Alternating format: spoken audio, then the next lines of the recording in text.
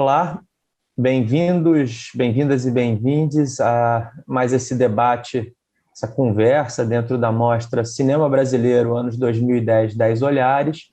A mostra está acontecendo online entre os dias 22 e 30 de abril, na parte da exibição dos filmes, dos longas e curtas, que a mostra está possibilitando a exibição online nesse período, gratuita. A programação toda está disponível a partir do site www.10olhares.com, 10 com numeral, né, 10, não escrito. E também no site você tem uma dinâmica mais completa do efetivo formato da mostra, que é dividida, como seu título diz, em 10 olhares. Cada um deles está sendo proposto por um curador ou curadora, que teve ativo ou ativa nesse período, justamente fazendo programações, propondo olhares ao longo da década toda, e cada um deles, então, a partir desses olhares, está dando origem a uma conversa, que é essa aqui, no caso deste recorte, que é o cotidiano singular, conforme proposto pela Janaína Oliveira, e cada uma dessas conversas, então, está separadamente nas páginas dos distintos olhares, aqui no site da gente, e vocês podem conhecer, então, o todo da mostra, da programação, dos distintos olhares, as conversas todas, e, inclusive, no caso, por exemplo, deste debate, deste assunto que a gente vai conversar hoje,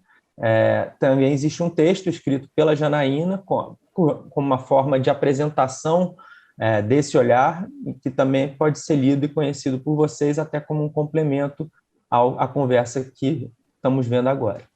Bom, sem mais delongas, eu vou passar a palavra para a Janaína, que vai funcionar hoje como mediadora da conversa, que é o formato que a gente está fazendo com os curadores e curadoras que propuseram os olhares. E aí, antes de fazer isso, eu só vou brevemente ler uma bio das 3 pessoas que vão estar compondo essa mesa como introdução, e eles seguem o debate a partir daí, com a mediação da Jana, como eu mencionei.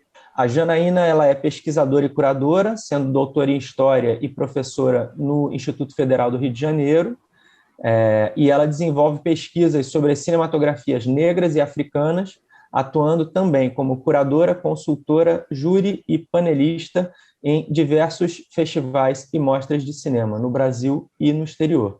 Vale dizer que, em 2019, a Jana realizou a mostra Soul in the Eye, Alma no Olho, né? O legado de Zósimo Bulbul e o cinema negro brasileiro contemporâneo, dentro da programação do Festival de Roterdã, tendo sido também ela consultora de filmes da África e da diáspora negra para o Festival de Locarno entre 2019 e 2020, e atualmente segue como curadora do Encontro de Cinema Negro Zósimo Bulbul, que acontece no Rio de Janeiro, e atualmente online, do FINCAR, Festival Internacional de Realizadoras de Pernambuco, e da Baobá Cine, Mostra de Filmes Africanos de Recife.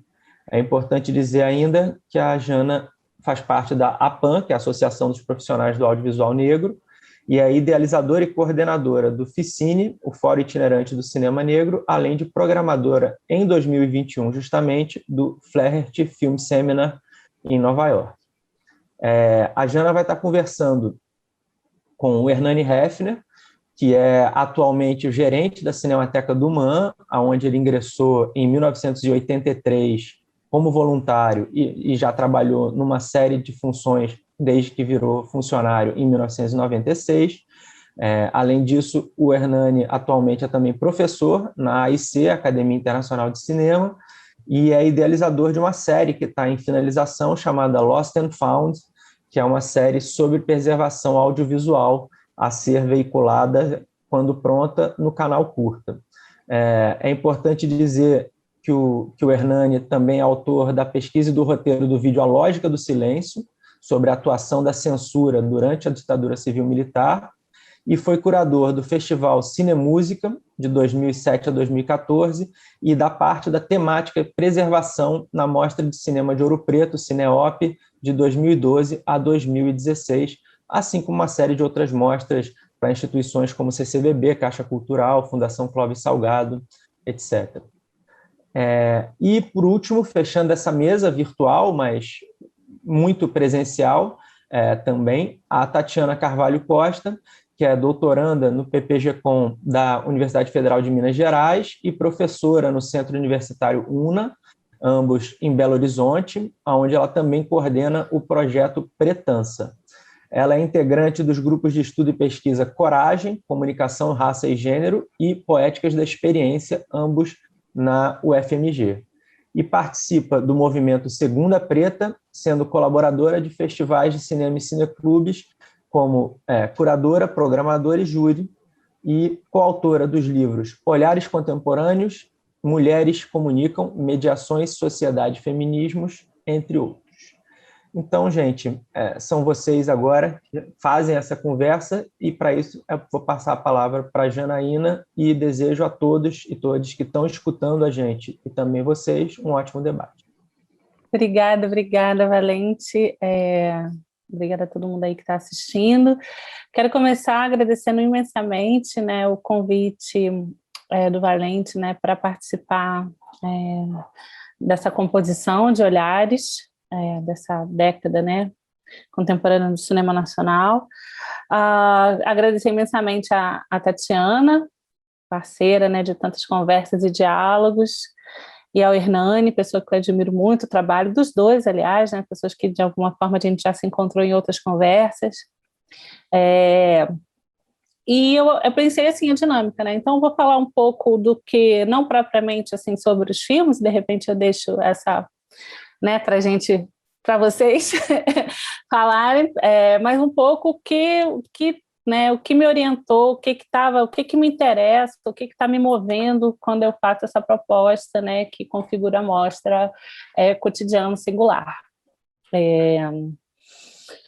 Então, como o Valente falou, né, quando ele estava contando um pouco da minha trajetória, eu tenho essa, digamos assim, né, minha atuação como programadora e curadora de cinema, ela passa, né, pela essa ênfase, pelo esse foco, não só, mas sobretudo, né, nas cinematografias negras e africanas. Então, existe aí, né, várias questões que dizem, digamos assim, né, que sempre no meu campo de atuação, seja de pesquisa ou de mesmo dando aula e na construção de mostras, um diálogo ou uma tensão com questões que claramente dialogam, né, com representação, representatividade, construção, desconstrução de imaginários sobre certas, vou botar assim, certas populações, certos grupos, pessoas, manifestações culturais que não são hegemônicas, né? E aí, por não hegemônicas, a gente pode traduzir ou resumir ou equacionar, né, que não são brancas, que não são masculinas, que não são, talvez, do sudeste do Brasil, né, que não são, geograficamente pensando no território nacional também, né? Então, tem esse diálogo, né, esse atravessamento com essas questões, digamos assim, mais amplas. E, obviamente, a participação, a presença, ou então a ausência, até um tempo atrás, muito latente, né, na história do cinema nacional, da centralidade dessas, não só nas telas, mas atrás das telas, e também na plateia, que é um outro tema que está, digamos assim, né, relacionada às minhas opções aqui também para esse programa. Então, essa proposta Cotidiano Singular, na verdade, ela dialoga com outras experiências curatoriais que eu tenho, mais especificamente com uma sessão cuja primeira versão dela apareceu nesse programa, Alma no Olho, né, Soul in the Eye, lá que eu fiz em Roterdã em 2019, né? Então eu vou falar um pouco assim disso que me move para mostrar essa sessão. Se chamava Ordinariamente e Negro, né? E aí eu vou né, por aí. Então, pensando essas dinâmicas, assim, um dos pontos centrais, quer dizer, eu acho que acho que são 12 anos um pouco fazendo, né, esses diálogos. Então, como você passa, essa talvez seja a pergunta lá atrás que me impulsionava, como você sai desse campo onde a gente pensa essas obras, essas expressões cinematográficas, sempre nessa conexão estreita com a realidade, como se, né, a presença especificamente, né, a presença negra nas telas, elas fossem quase que um reflexo, né? Tem aí uma coisa que paira sobre a cinematografia negra e cinematografia africana de um modo geral, mas eu acho que não só, esse é meu ponto também nesse programa, é que, dada a ausência ou só a presença de um certo tipo de imagens muito fortemente estereotipadas desses grupos nas telas, né, o que a gente espera desses filmes feitos por esses diretores e diretoras, caem quase nesse eixo de um paradigma de verossemelhança. Então, aquilo que você vê na tela corresponde à realidade que se vive fora dela. Então, quando você vê um filme que a gente pode entender, então, como cinema negro, o que você está vendo na tela, ela é um equivalente da realidade da vida das negras fora dela. Então, quer dizer, qual é o espaço aí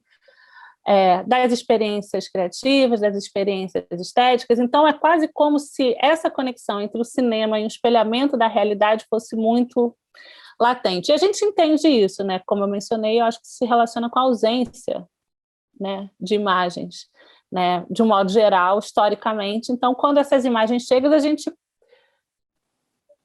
preenche o espaço, né, no nosso imaginário com elas e vai criando essas expectativas. Claro que isso não está só no campo do cinema, isso está no campo das próprias experiências, vou falar desse lugar, negras no mundo, né, daquilo que se espera que se seja na vida e também no cinema.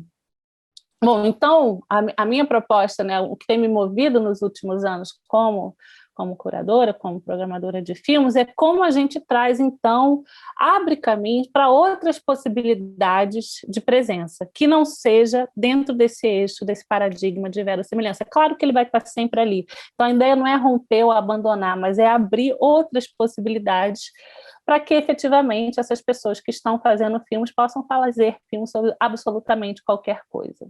Então, esse é um impulso. E aí, dentro desse impulso, eu fui montar. É isso que me orientou muito na montagem do programa de Roterdã, que tem, né, um programa de curtas, foram 28 filmes, agora não me lembro.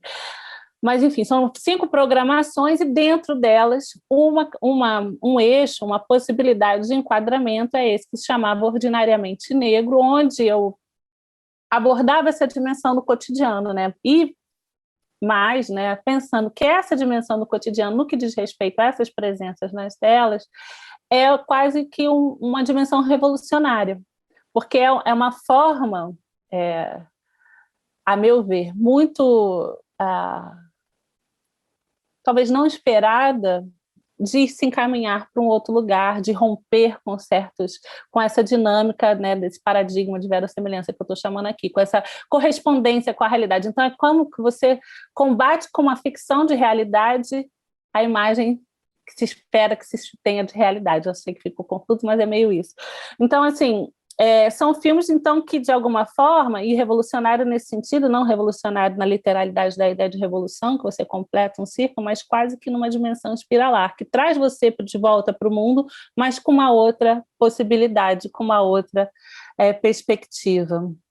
Ao mesmo tempo, por exemplo, se a gente pensa aí qual é o universo que eu estou transitando de reflexão, com reflexões, por exemplo, do Kobena Messer, quando ele vai falar do fardo da representação, que é uma coisa que paira sobre essa vida pública nas artes aqui, mas especificamente no cinema,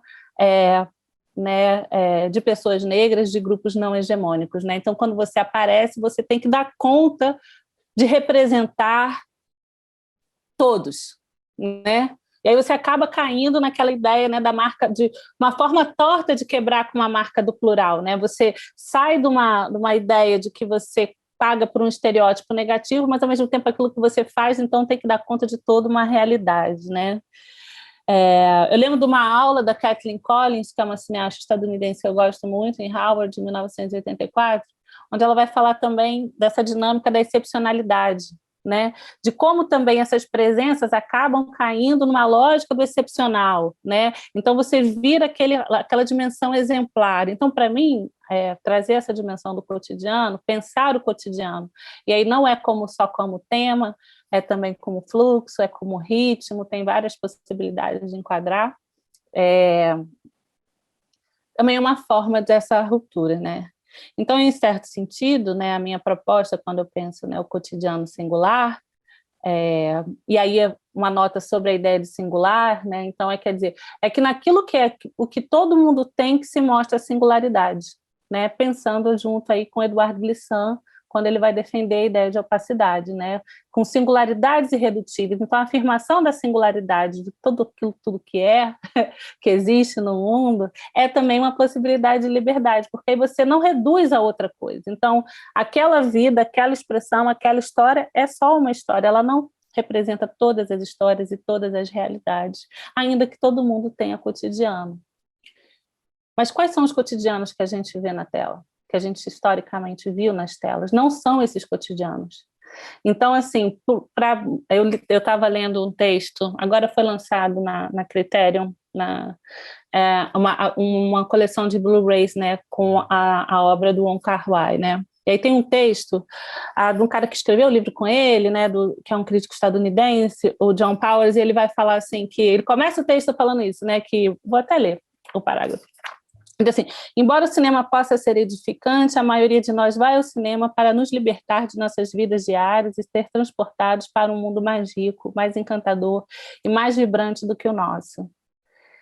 E eu entendo isso, claro, todo mundo faz isso, todo mundo vai para o cinema muito também nessa dinâmica, né? Mas e se a gente inverte essa ordem? Em vez de ser, né, um lugar onde a gente sai da realidade, a gente encontra, não vou usar a palavra realidade, onde a gente sai do cotidiano, a gente encontra o cotidiano, né? Outros cotidianos.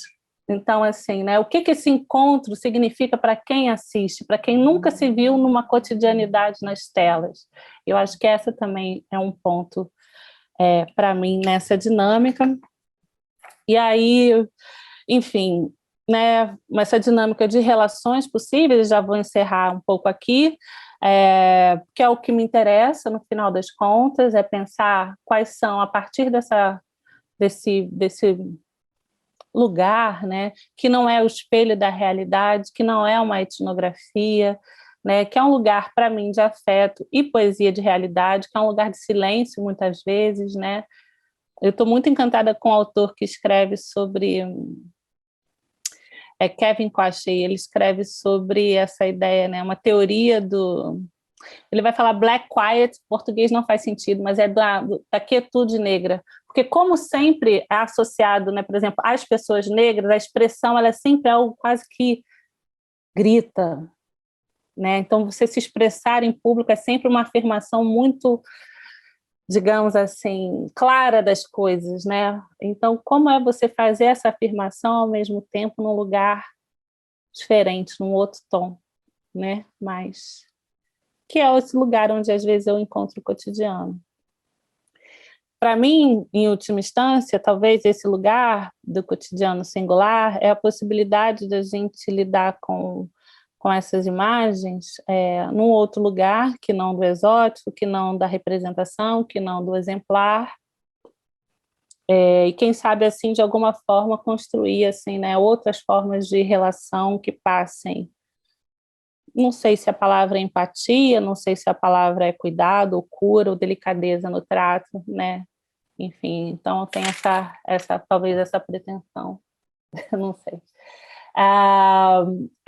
O conjunto de filmes é um conjunto, mas poderia ser outro, né? O conjunto de filmes lida, né, nesse recorte proposto de 10 anos, tanto com a minha limitação cinéfila dessa década do cinema nacional, onde existem milhões de filmes, mas também com questões que dizem respeito, né, à distribuição e fazer uma amostra online. E aí eu vou dizer que, né, e aí a Tatiana vai trazer esse tensionamento que eu sei, mas assim, eu ainda penso a programação numa dinâmica de como seria, né, exibir esses filmes. Então, se fosse para propor uma sequência online, né, uma sequência para assistir os filmes dessa mostra, então começaria com Ela Volta na Quinta, do André Novaes Oliveira, depois o Arábia, do Afonso Choas e o João Dumas, seguidos de Casa, da Letícia Simões, e depois, né, Café com Canela, da Glenda Nicásio do Ari Rosa, e aí o programa de curtas, né, o programa de curtas, então, que começaria com Outro Fogo, do Guilherme Moura, seguido, né, do Caminho com Mário,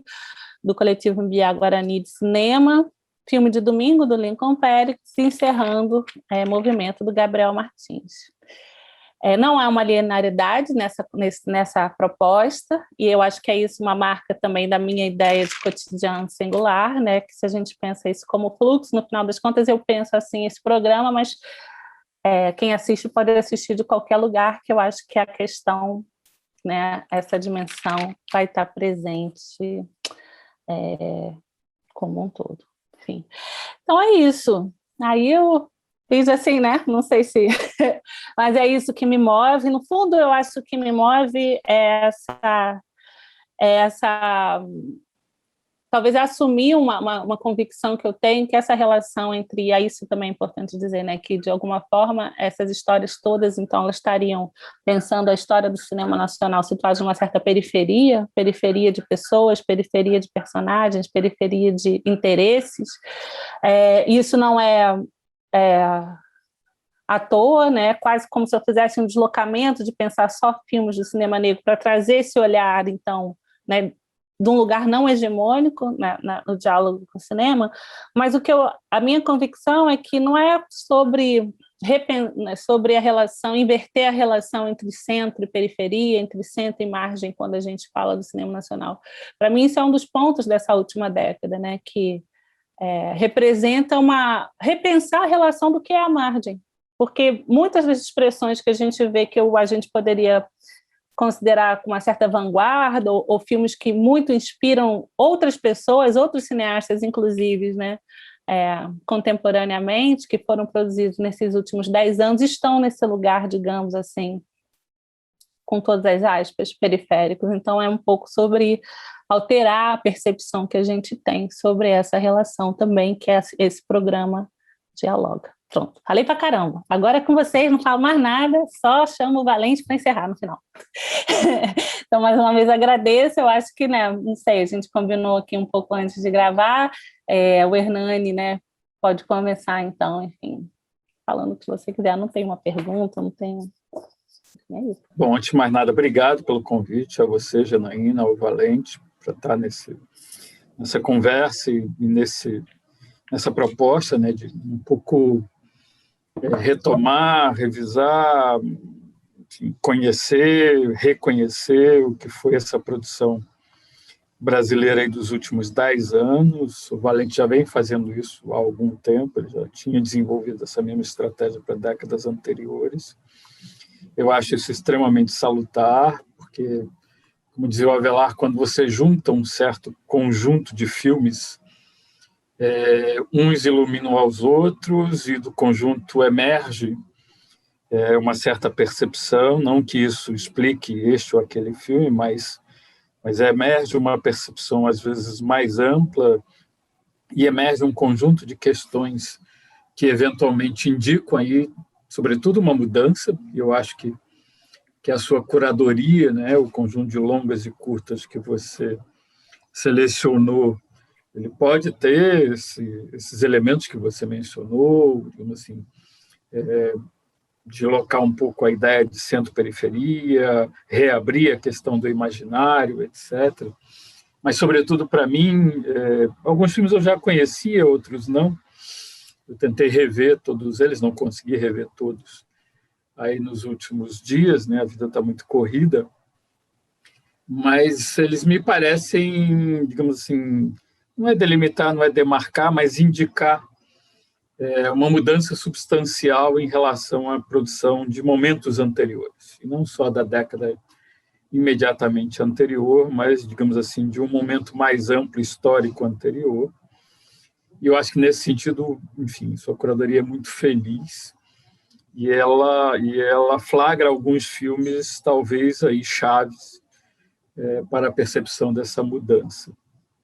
Quando você estava falando da questão do imaginário, né, e como o cotidiano ele pode, na verdade, em vez de atomizar ou fechar uma certa ideia de imaginário, que está muito associada a isso que você comentou em relação ao crítico que escreveu o texto para a Caixa, do Wong Kar-wai, que é, digamos assim, uma imagem, talvez até uma imagem ou um dito, uma ideia clichê, né? Todo mundo vai ao cinema para esquecer dos seus problemas, e um filme traz um comentário explícito a respeito dessa posição, dessa atitude, vamos dizer assim, que é o Café com Canela, que é a cena em que, enfim, ele meio que arrumando a casa, fazendo faxina da casa, a Margarida recebe essa pergunta, né?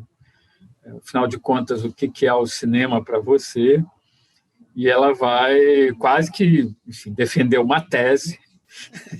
É um diálogo, às vezes, um pouco forçado, mas muito importante, em que ela vai dizer justamente o contrário, que o cinema, para mim, não é essa fuga da realidade, o cinema, para mim, é aquele momento de vida, ou seja, momento cotidiano de vida. Ela é uma professora, uma pessoa que mora numa cidade relativamente litorânea, mas interiorana ao mesmo tempo, e que, digamos assim, vai ao filme para, no fundo, descobrir, se inquietar, para sair dali, de alguma maneira, motivada para a vida. Não é para descobrir nada, não é para explicar nada, mas é motivada para a vida. E, digamos assim, essa ideia-chave aí para esse momento do filme, para o próprio filme, eu diria que se estende para a maior parte dos filmes da sua seleção e para muitos filmes brasileiros feitos na última década. No sentido de que abre um novo imaginário, que talvez seja esse do cotidiano, mas pode ser também o da distopia, pode ser o de muitos outros, mas se abre para esse do cotidiano, significa abrir uma investigação sobre o que é, de fato, o cotidiano, e um cotidiano sem hierarquias, porque, na verdade, quer você viva num grande centro urbano com milhões de pessoas à sua volta, quer você viva numa cidadezinha que tem 20, 30 mil habitantes, o cotidiano mesmo, ele talvez seja mais semelhante do que se imagina. E isso, inclusive, no Café com Canela, tem um outro personagem, né, que é o Paulo, que foi, digamos assim, uma espécie de guia de viagens, que viajou muito, que viveu em vários lugares do mundo, que conheceu Paris, etc., etc., etc., mas que está vivendo ali. E, no fundo, digamos assim, para o seu cotidiano imediato, não importa muito onde ele esteja, né? Então, essa hierarquização que se reduplica na ideia de centro-periferia, ela hoje já não faz mais tanto sentido, já que, de fato, o cotidiano está em todo e qualquer lugar do mundo. E o que talvez não exista é justamente uma abertura para ou imaginar esse cotidiano, ou formular esse cotidiano, ou flagrar esse cotidiano, ou investigar esse cotidiano, ou simplesmente percorrer esse cotidiano. Que eu acho que é um outro traço de alguns desses filmes, novamente começando com o Café com Canela, que é um filme que eu gosto muito, sobretudo pela sua estrutura, né? E a estrutura, nesse caso, tem muito a ver com o tempo, tem a ver também com o deslocamento de personagens, né? Tem lá, sobretudo, nossa querida bicicleta, mas sobretudo com um deslocamento mais invisível do tempo. E é um filme muito consciente de ser um filme, de ser uma expressão artística, no campo do cinema. E se não quero dar spoiler, mas tem uma coisa que me chama muito a atenção, é o fato de que você se inteira um pouco do que é a armação dramática do filme ali pelo 20º minuto. Você se inteira um pouco sobre quais são as personagens que vão desenvolver uma relação mais intensa ali por volta dos 50 minutos de narrativa, ou seja, mais da metade do filme já foi. E eu não vou falar mais para não dar os spoilers para quem ainda não viu o filme. Mas essa presença silenciosa do tempo e a maneira como o Ari e a Glenda trabalham isso, e não trabalham só, digamos assim, pontuando ao longo da narrativa, tem várias outras estratégias ao longo do filme, me parece, digamos assim, uma percepção muito aguçada de como, na verdade, esse cotidiano ele nem precisa estar ali representado, ele não precisa estar visto, ele não precisa estar materializado, não precisa estar concretizado. Ele pode e deve, eventualmente, se abrir para essa dimensão que eu sempre chamei de mistério, né? Uma coisa não definida, não indicada claramente, não materializada. e que, eventualmente, em alguns dos outros filmes, você vai, talvez, perceber de uma maneira mais prosaica no deslocamento literal, né? Se anda muito, sobretudo, por exemplo, nos filmes dos Inhambi Guarani, se anda muito, para lá e para cá, para lá e para cá, para lá e para cá, e andar, respeitando esse andar, acompanhando esse andar, permitindo que o tempo desse andar se apresente de forma íntegra, integral. Você também percebe aí, talvez o tempo, mas mais do que o tempo, esse cotidiano imediato, na sua aparente falta de assunto, de ação, de alguma coisa mais substancial acontecendo, e, na verdade, o que está acontecendo é a percepção de que você faz isso o tempo todo, cotidianamente, diariamente, e, eventualmente, isso pode trazer uma dimensão que não é perceptível, e aí, eventualmente, isso encontra a sua fala no sentido desses sujeitos que anteriormente não tinham uma presença e uma expressão mais direta, sobretudo em cinema, que é o campo que eu mais conheço, e que eventualmente leva, no filme do menino, do Mário, a você perceber não só, eventualmente, um indígena, não só, eventualmente, um sujeito periférico, não só uma criança, mas um ser alegre ali no seu caminhar, no seu encontrar com um amigo, no seu decidir e brincar ali, seja com boi, seja com qualquer outra coisa. Esse deslocamento é um mergulho talvez profundo nesse cotidiano mais imediato, que normalmente seria retirado dos filmes, do ponto de vista dramático, seria um tempo morto. Esse tempo morto que é traduzido normalmente como silêncio, né? Quando você quer enfatizar o tempo morto, você para a câmera, deixa o personagem ali parado, ninguém fala, aquilo dura 10 minutos, e aí você fala de uma ausência. Não se trata de ausências, o cotidiano não é feito de ausências, ao contrário, é feito de presenças, e eu acho que essa percepção, esse registro do deslocamento, ele quer enfatizar justamente essa presença, que o cotidiano é feito de presenças e, eventualmente, é feito de afetos aparentemente triviais, né? Dar um sorriso, dar uma gargalhada, fazer um comentário, etc. É alguma coisa que, no fundo, todos nós, em princípio, fazemos, mas que não é alguma coisa que se filme tão repetidamente assim na cinematografia brasileira, que é uma cinematografia muito grave, muito dramática, muito realista, muito dura, muito pesada, muito distante assim de poder despender tempo para algo aparentemente, enfim, anódino ou, entre aspas, sem importância. Então, esse conjunto de filmes se abrir para essa dimensão aparentemente sem importância me parece algo muito importante em termos de um reconhecimento histórico e, sobretudo, de reconhecimento de uma mudança aí dentro da trajetória do cinema brasileiro. Pode até ser uma mudança pequena, não é uma mudança ainda numa escala maior, mas é uma mudança significativa para mim, porque ela não vem num ou outro filme de forma casual, ela vem num conjunto de filmes de forma consciente. Então, lá, o statement do Café com Canela, ele é muito claro nesse sentido, e ele é um statement, ele é uma declaração de princípios, e isso, digamos assim, faz para mim com que eu pense que, de fato, aí tem uma reviravolta, tem um marco, tem uma transformação, tem uma mudança agora definida. A gente pode até imaginar que talvez isso tenha momentos anteriores, tenha raízes aí num passado mais antigo, mas não via de uma forma tão clara aí nesse momento. E eu acho que uma outra forma de perceber isso, que também está em certos filmes, e aí eu vou me reportar Ela Volta na Quinta, e sobretudo sua abertura, mas isso está presente nos outros filmes também, é o fato de que muitos desses filmes têm consciente de que eles precisam fazer uma ponte entre passado e presente. Que se essa dimensão de cotidiano ela é uma dimensão de presente e de presença, é preciso que isso se torne perceptível. e você só vai, digamos assim, apreender essa percepção, esse percepto, para falar de uma maneira mais, digamos assim, intelectual. Você só vai perceber isso se você tiver consciente essa diferença entre passado e presente.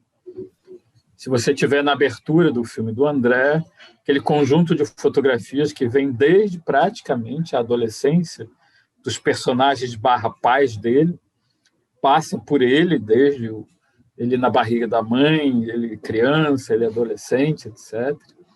E mergulha num filme que os créditos fizeram questão de avisar, qualquer semelhança com a vida real é mera coincidência, embora a coincidência seja muito conscientemente trabalhada, na medida em que, para quem é de cinema, sobretudo, fica muitas vezes difícil separar aqueles personagens que eu conheci todos pessoalmente, né? Dona Zezé, o pai do André, o André, do momento que você encontra o filme.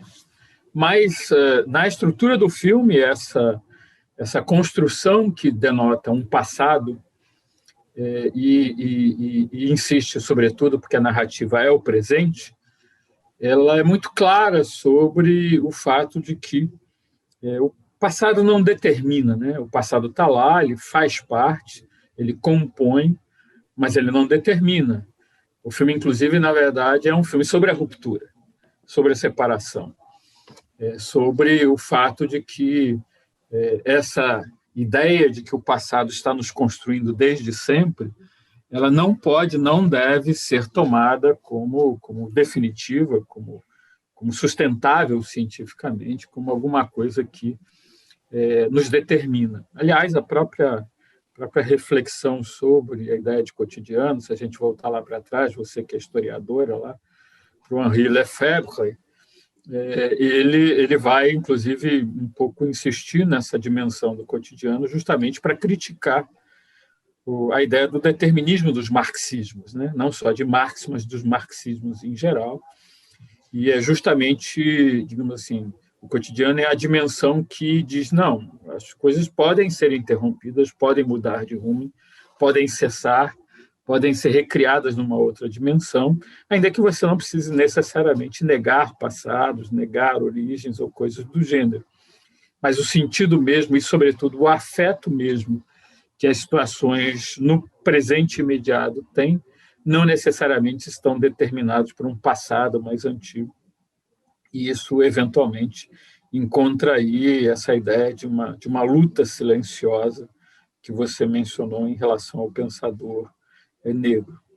E essa ideia, digamos assim, de uma percepção de passado e de presente, mas não necessariamente de uma relação de imbricação entre um e outro, ela me parece traduzida de uma forma muito curiosa. Isso, revendo os filmes, isso se tornou visível para mim, porque a primeira vez que eu vi um ou outro eu não tinha percebido isso.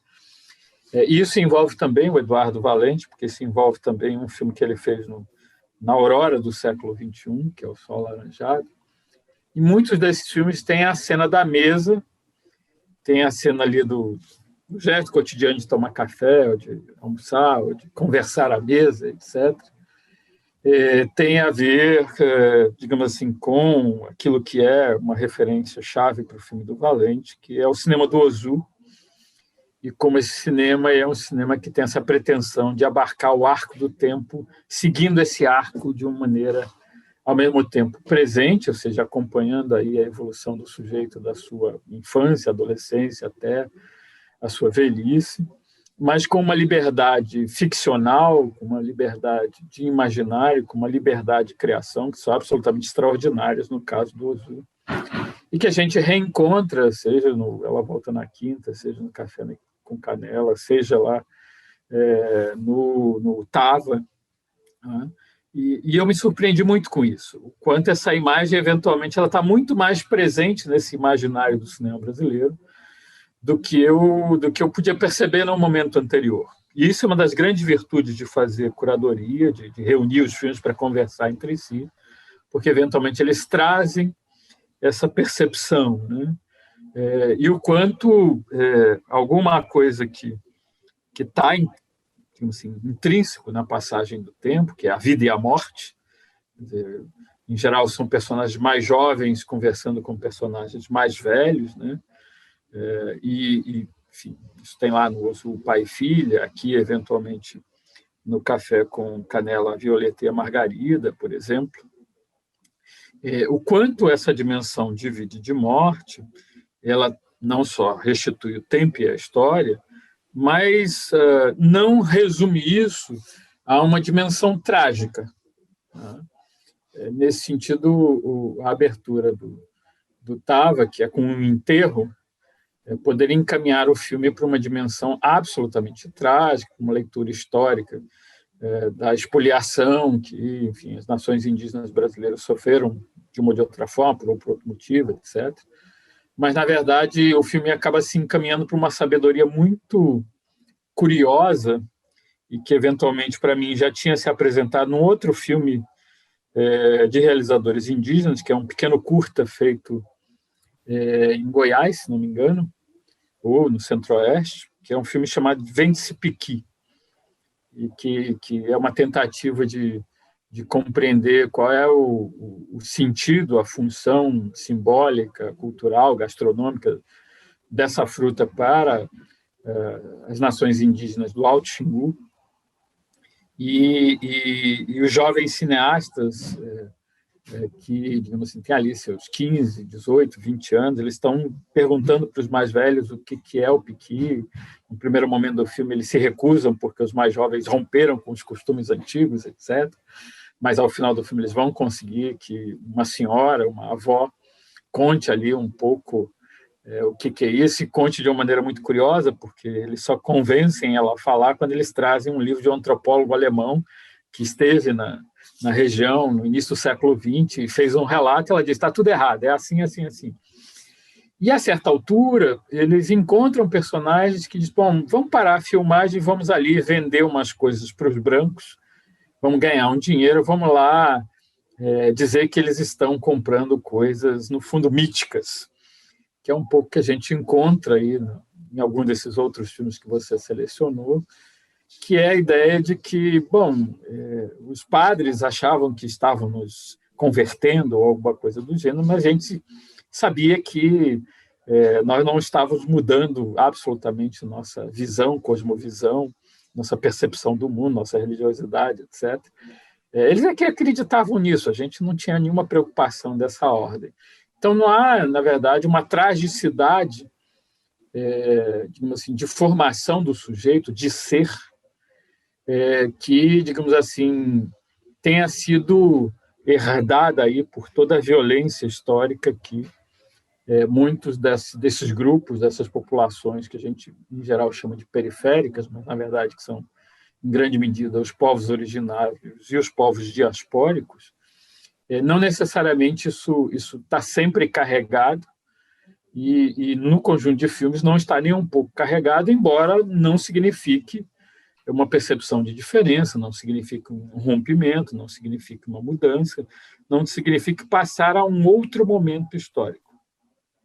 Nesse sentido, inclusive, eu anotei uma coisinha que é a sinopse Ela Volta na Quinta, que eu acho essa sinopse genial, né? A sinopse são duas frases só, né?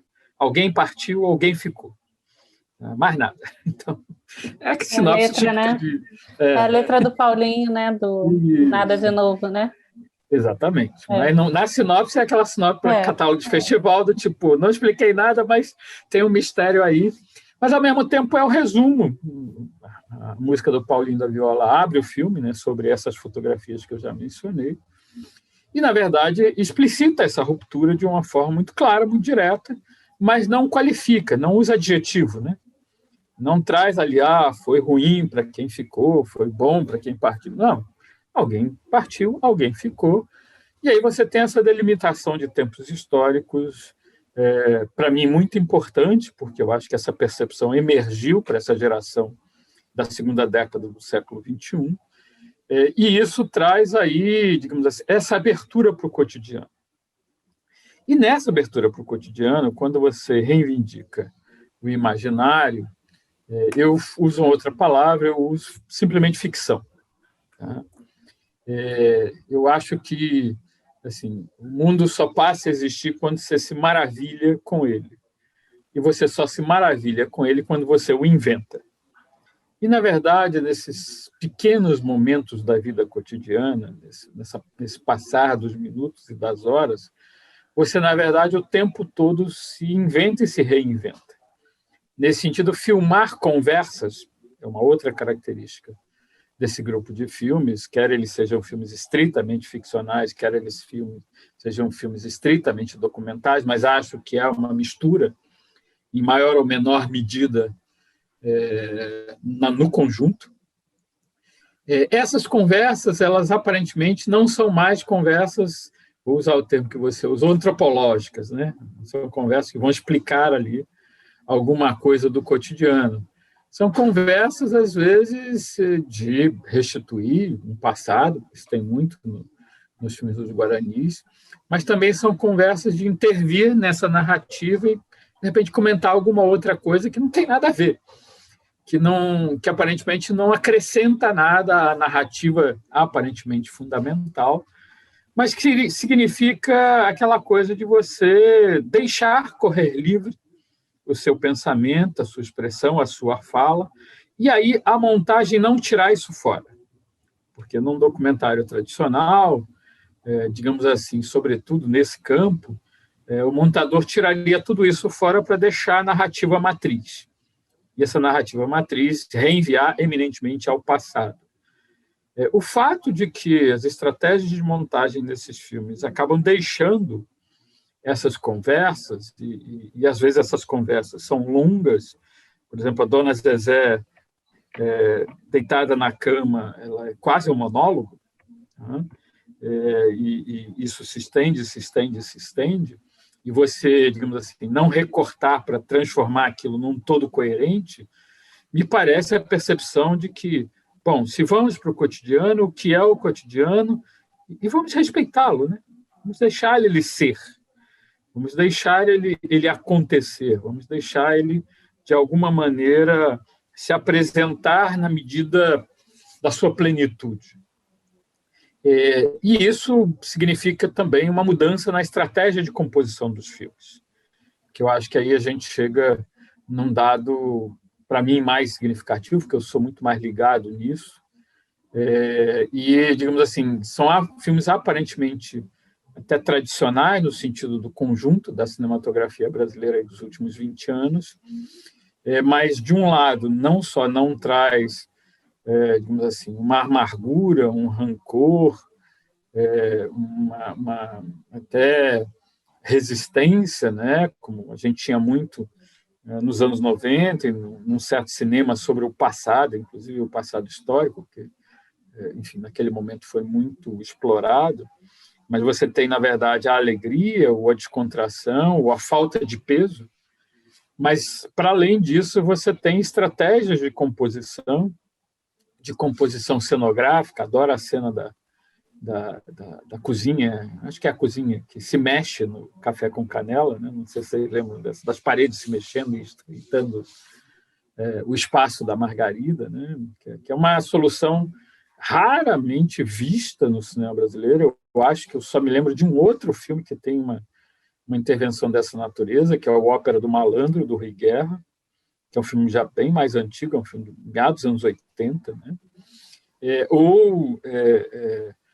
Brincadeiras de som, né? Que eu acho que, em definitivo, o desenho de som emergiu como um dado criativo maior aí nesse conjunto de filmes, e não só os que estão na seleção, na curadoria, mas os filmes dessa década. Eu acho que em todos os filmes há um trabalho de som, às vezes, muito, muito sofisticado, que eventualmente põe uma cigarra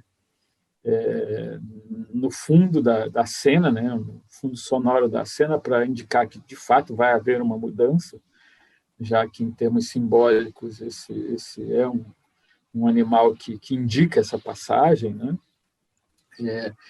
Em termos de uma fotografia que se afasta aí, digamos assim, vou usar a referência ao Wong Kar-wai, se afasta da saturação, se afasta digamos assim, de uma composição cromática mais evidente, mais bruta, mais direta, quase elimina a presença da luz, né? Você não tem um esteticismo mais nesse conjunto de filmes, e tudo isso parece indicar aí uma percepção de que, se é o cotidiano que temos que trabalhar, o cotidiano não pode estar lá apenas como um conjunto de diálogos, ele tem que estar lá como um conjunto de encenações. Tá? Então, eu acho que são elementos os mais variados que indicam aí o quanto, na verdade, houve essa mudança, houve essa transformação. O Valente está me dizendo aqui que meu tempo já acabou. E só para fechar, o quanto esse conjunto de filmes, para mim, ele não é casual.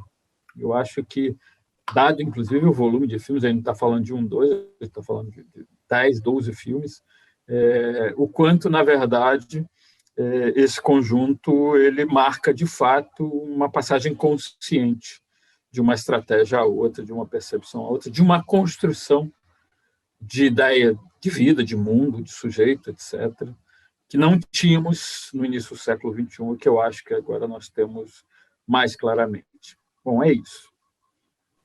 Obrigada, Hernani, enfim, né, pelas ideias todas trocadas. Eu tenho um monte de coisa para perguntar, para pensar junto aqui, mas eu vou passar para a Tatiana, e aí depois a gente volta, de repente, a alguns pontos, eu acho que a gente pode explorar mais. Tatiana, por favor, a palavra é sua. Obrigada, também quero agradecer imensamente o convite, né, para estar aqui do lado de pessoas que eu admiro tanto, nessa mostra que é incrível, assim, de fato, reitero, assim, o que o Hernani disse da importância, né, dessas tentativas de síntese, né, para a gente compreender o que tá aí rolando nesse período, que é um período tão rico e tão desafiador, né. Nesse início de nova década, a gente se encontra na iminência de estudo e dessa riqueza toda que a gente presenciou, assim, na iminência disso tudo acabar, assim, é uma loucura pensar essa retrospectiva de uma década à beira de um colapso, né, de mundo. Mas tomara que o mundo acabe, não esse cinema acabe. O mundo contra o qual esse cinema se opõe, inclusive.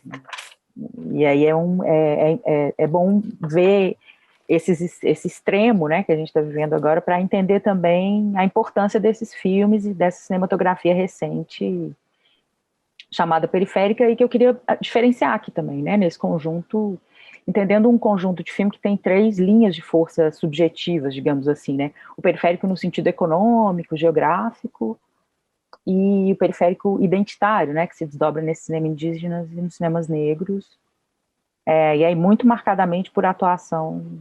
E aí eu acho importante dizer isso, sobretudo nesse momento que a gente está, né, de tantas ameaças, que esse vigor, essa riqueza, essa pluralidade, essa densidade que se encontra nesse recorte que você coloca, que é lindo, assim, para entender esse cotidiano, isso é fruto de uma sociedade que conseguiu se impor, né, assim, dos movimentos sociais, dos engajamentos, como o Vídeo nas Aldeias, os movimentos sociais que pressionaram por cotas e por centralização. Se for pensar um filme como Café com Canela, ele é totalmente fruto dessa história recente, e pensando a história recente no sentido pragmático, mas não necessariamente numa lógica linear, né?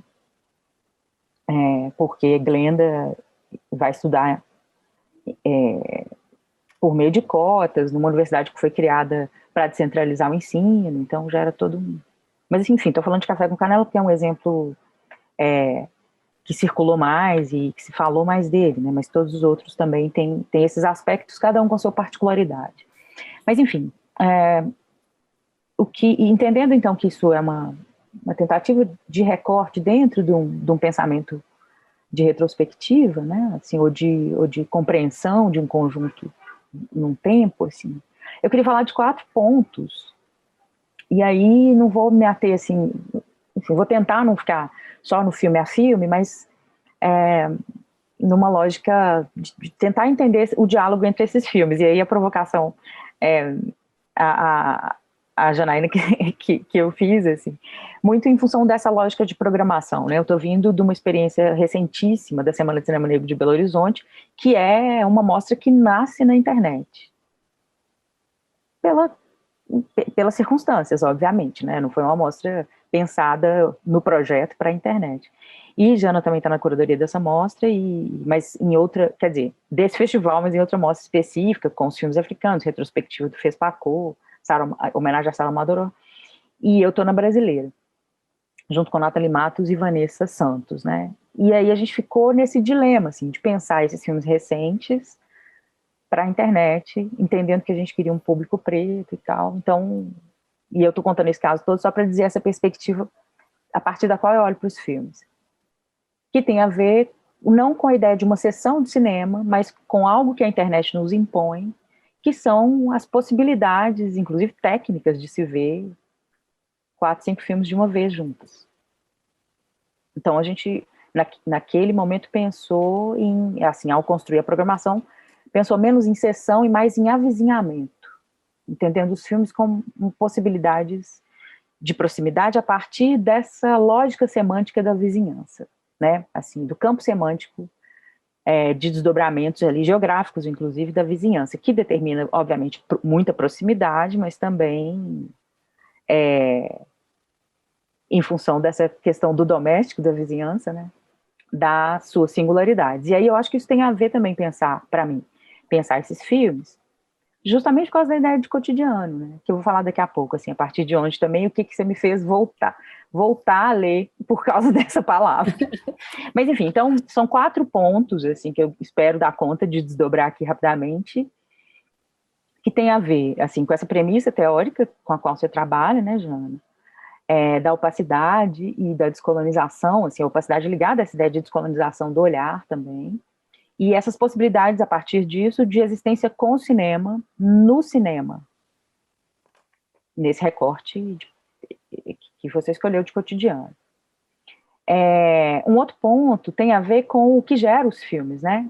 Entendendo que esses filmes, e aí é uma coisa que me parece muito marcante nessa cinematografia periférica, indígena e negra, sobretudo, mas assim, no meu caso eu estudo mais cinemas negros, e eu acho que esse raciocínio, desconfio que ele se aplique a essas outras 2 pontes, né, pensando as periferias no sentido geográfico, e não só identitário, e os cinemas indígenas, que são filmes que não são só, para os quais a gente olha não só a partir do encontro deles com quem vai assisti-los, assim.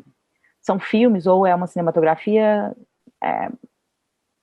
que tem a ver com um fenômeno. E óbvio que não é exclusivo disso, mas me interessa olhar para isso, para esses filmes, ao pensar esses filmes. Um fenômeno, entendendo os fenômenos que geram os filmes, né? E aí tem a ver com essa coisa do olhar, até o Hernani falou isso, né? Assim, a partir dessa provocação que você colocou, do texto que abre a caixa do Wong Kar-wai, e ao cinema para se maravilhar e esquecer dos problemas, né? Não, assim, existe um conjunto de olhares que se encontram nesse filme. Esses filmes são uma convergência de olhares que geram os filmes, de condições de possibilidade de preexistência e de espectatorialidade, que tem a ver com o que a Bell Hooks lá coloca de olhar opositivo ou opositor, né? E aí correndo um risco muito grande, né, de desviar um pouco o contexto do surgimento desse conceito, mas tem a ver com isso, quem não é visto, o cinema hegemônico e as perspectivas canônicas de análise encaixotam, né? Então, me interessa, a partir disso, olhar também os processos de produção, né? Que, no caso da quase totalidade desses filmes, são processos de produção coletiva. O Lincoln é assim, Glenda e Ari, apesar de assinarem, né, seus nomes aparecerem na direção, mas os processos têm uma implicação coletiva muito grande. Vídeo nas Aldeias, que é em si um coletivo, e filmes de plástico, né? E também o cinema, em certa medida, do Afonso e do João. Também outra característica deste conjunto de filmes e dos filmes dessa década é a presença dos chamados não atores, né? Mas a própria Grace, quando vai falar do trabalho dela com filmes de plástico, fala, não é, gente, é tudo ator, assim, são... E o Lincoln também tem uma fala muito bonita sobre isso, daqui a pouco eu espero dar conta de chegar lá. E as tensões epistêmicas para os cânones do cinema e para a nossa formação canônica em cinema, eu digo, conjunto de pessoas que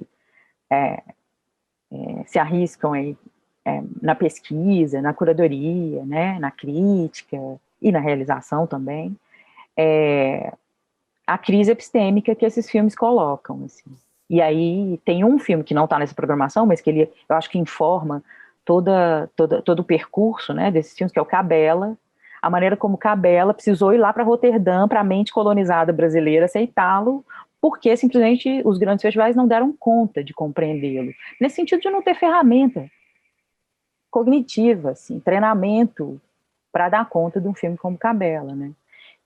Que coloca um elemento que, por exemplo, está no Café com Canela, e o Hernani falou do jeito massa, assim, do trabalho sonoro do filme, dos filmes, né, mas do Café com Canela, por exemplo, no Café com Canela tem uma coisa que também está no Cabela, que é o som do cabelo crespo.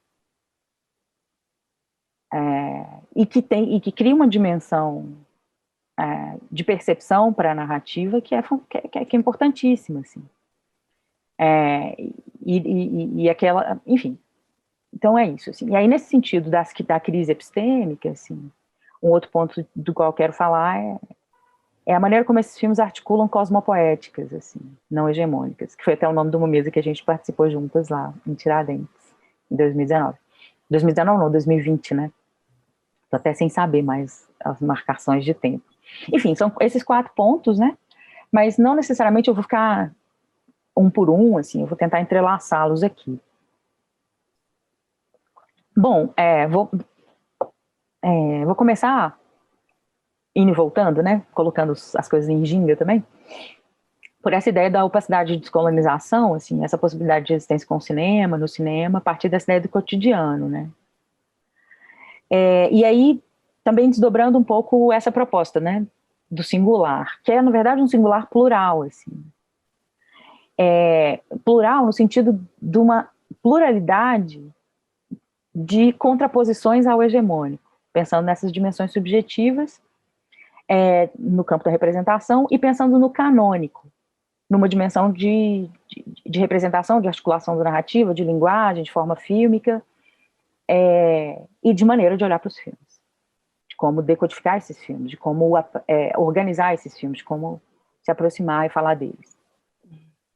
E aí, voltando lá à ideia do olhar opositor ou opositivo, né? Eu estou falando opositor ou opositivo porque tem 2 tradições, tem 2 não, tem 2, por causa das traduções desse oppositional gaze da Bell Hooks, né? No livro tá lá, que a Stephanie Borges traduziu, tá opositor, mas, enfim, o texto que está no blog da Carol, que está no catálogo do CineBH, do Fest Curtas, né? CineBH não, do Fest Curtas está opositivo.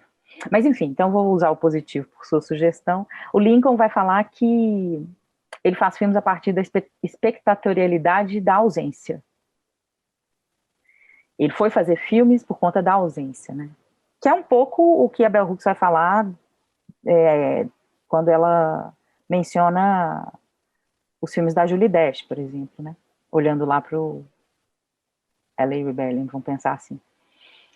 Mas aí ele fala que é o seguinte, assim, a geração dele parte dessa ausência, mas aí ele vai dizer, a molecada já chega vendo os nossos filmes. Sim. Então essa ausência, então essa década é essa década dessa virada, assim, do olhar opositivo que gera filmes para que outras pessoas não precisem mais desenvolver essa musculatura para gerar outras possibilidades de existência no cinema, né? E aí tem uma outra característica também dessas singularidades, que é até o título de um texto da Ana Paula Alves Ribeiro, né, que ela fala de temporada, que chama A Beleza Ordinária da Vida. E essa dimensão do ordinário, que óbvio está em qualquer ideia de cotidiano, mas pensando no que você falou, né, em qual cotidiano. E aí essa vida vista desde dentro, né, nesse singular plural, e também tem... E isso se aproxima de uma outra prática que não é recente, que não é exclusiva do cinema, e que é muito bem articulada, por exemplo, nomeadamente, na obra da Conceição Evaristo, né, que é a Escrevivência. E essa mostra, enfim, esse conjunto de filmes e essa provocação de cotidiano me fez voltar lá para um tempo em que eu trabalhava isso no jornalismo, né? Porque originalmente estou formada em jornalismo. E aí o Hernani citou o Lefebvre, eu fui lá no Sertor, Hernani. Estou gostando Sertor, dessa ele vai articular um dobra. negócio. Depois reler Sertor, pensando nesses filmes, foi muito bom, assim. Porque o Sertor ele vai falar desse olhar voyeur, assim. A ideia de cotidiano, partindo de um olhar voyeur para a cidade, que é um olhar solar, um olhar divino, que se articula a partir de uma erótica do saber ou de uma ficção de saber, que é um prazer, que tem a ver com o prazer de ver um conjunto, de totalizar. E aí vou citar literalmente. O prazer de ver o conjunto, de superar, de totalizar o mais desmesurado dos textos humanos. E aí tem a ver com a vontade de ver a cidade. Aí ele faz a metáfora de Ícaro para dizer dessa ficção de saber. Ele vai falar de um deus voyeur que cria ficção e é criado por ela, né? Uma ficção de saber. E que esse deus voyeur vai se excluir desse conjunto. E aí me parece que isso dialoga muito com a ideia, com o que a ideia de opacidade vai se opor, não que a ideia de cotidiano no Sertor se coloque justamente só sobre isso, ele começa criticando, inclusive, essa pretensão epistêmica da totalidade, mas aí ele vai e fala que o que se opõe a isso são os praticantes ordinários da cidade, aí citando ele ainda, que tem a ver com a dimensão da experiência, são os caminhantes, os pedestres. E aí ele cria como metáfora que se opõe àquela erótica do saber, a erótica da ficção do saber, do olhar voyeur demiúrgico, ao que ele chama de corpo a corpo amoroso com a cidade, como uma forma de conhecer e saber. E as práticas do espaço. Mas, obviamente, assim, eu não estou dizendo que o Sertor nos ajuda a entender completamente, não, mas foi muito bom ler esse Sertor junto com o Glissant. O Sertor vai falar que caminhar é ter falta de lugar, que compreender o cotidiano implica lidar com essa dinâmica, né? Esse corpo a corpo amoroso. Só que, obviamente, o Sertor está dizendo de um tipo de organização, urbana, inclusive, de um tipo de experiência subjetiva, e tentando, paradoxalmente, universalizar uma experiência dentro das singularidades dessa experiência. Então, aí eu vou até discordar com o Hernani, assim, não há universalidade no cotidiano.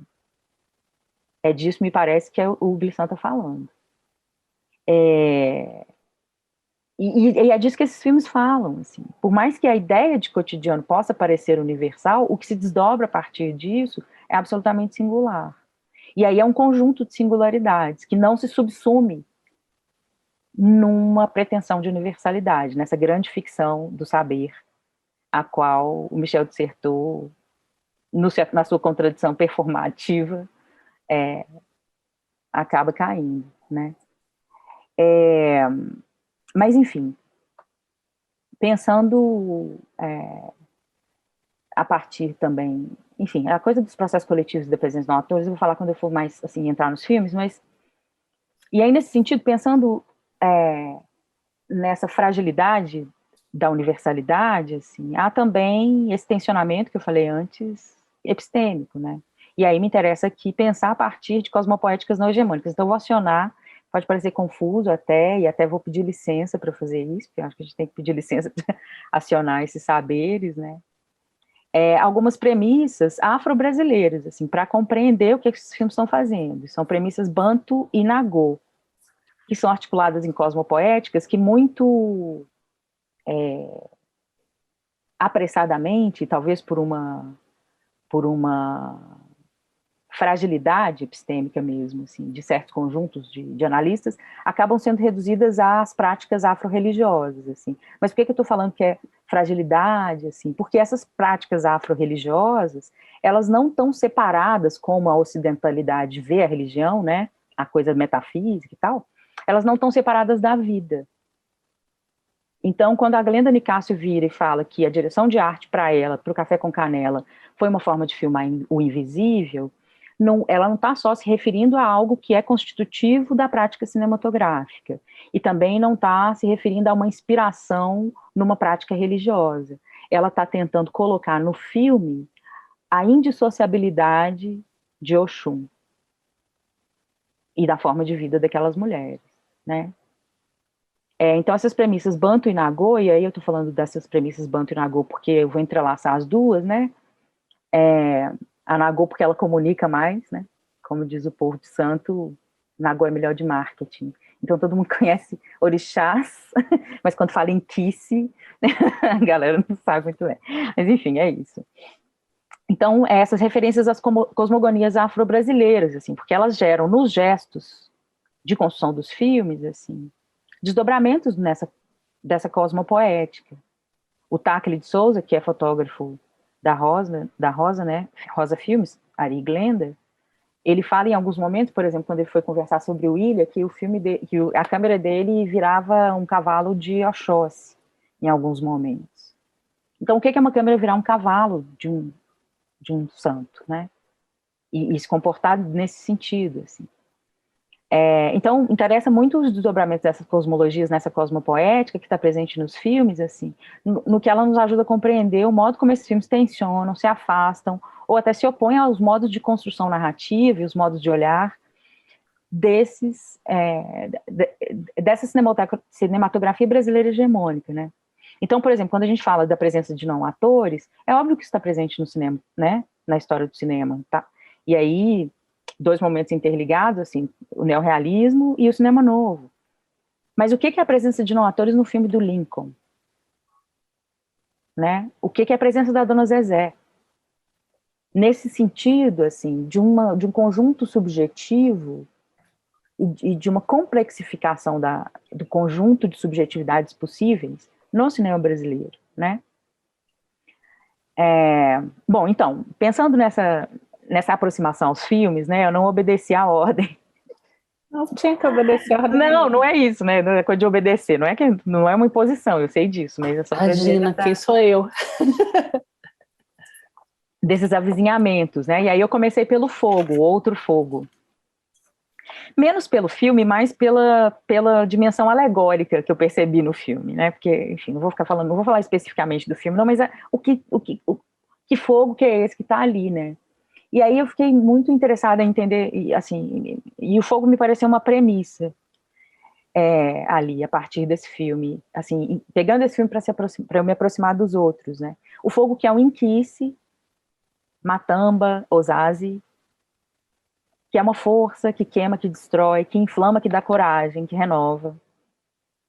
É o fogo que joga o dinheiro fora para o Cristiano lá no Arábia, mas que ilumina o rosto do Cristiano quando ele, depois de acordar, depois de dizer da sua iluminação pelo fogo,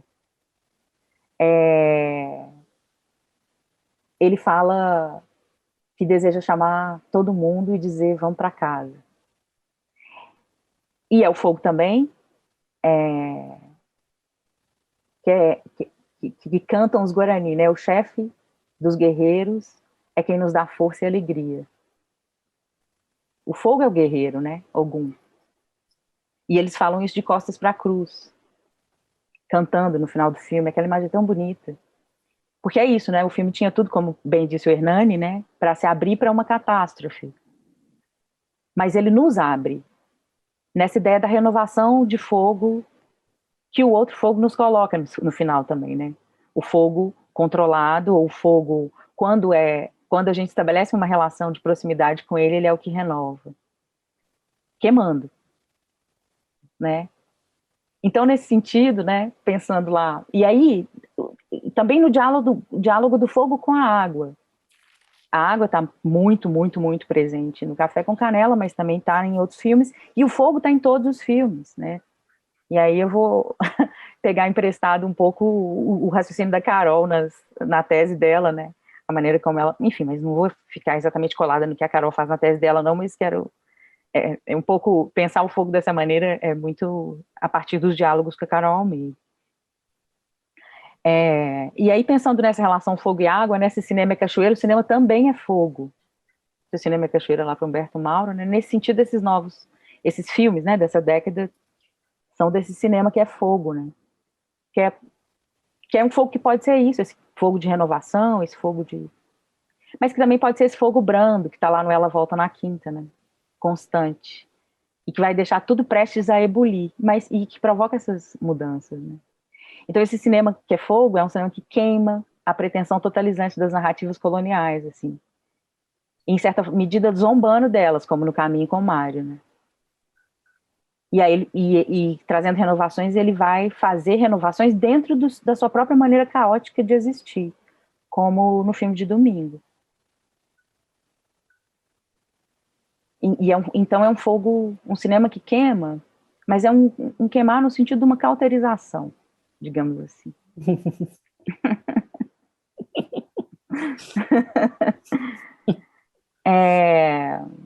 Enfim, falei que não ia falar filme a filme, mas deixa eu pelo menos pontuar aqui algumas coisas importantes, assim.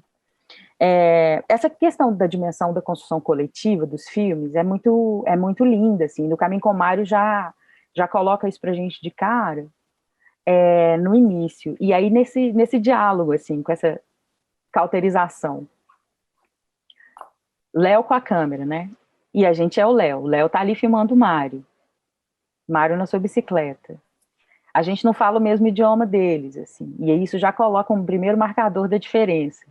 O espectador que não é indígena aciona já uma chave para reconhecer a diferença e buscar a transparência universal, a universalidade. E aí, nesse sentido, a universalidade como um projeto de transmutação, né?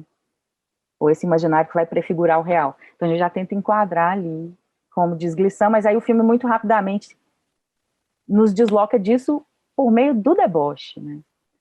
O Léo, que é o câmera e que somos nós, diz para o Mário, conta seriamente para que você está cortando isso. Já num outro momento lá na aldeia, o Mário fazendo uma escultura na madeira. O Mário olha para a câmera indagando, uma careta indagatória, e aí ele fala, para vender arco e flecha. E aí ele volta a fazer o que ele estava fazendo, serrando um pedaço de madeira. E aí, novamente, ele levanta a serra, aponta para a câmera e fala, você tá se fazendo de besta, cineasta? E volta a serrar. E esse diálogo, assim, condensa todo um universo de discussão sobre o cinema, assim, nessa década.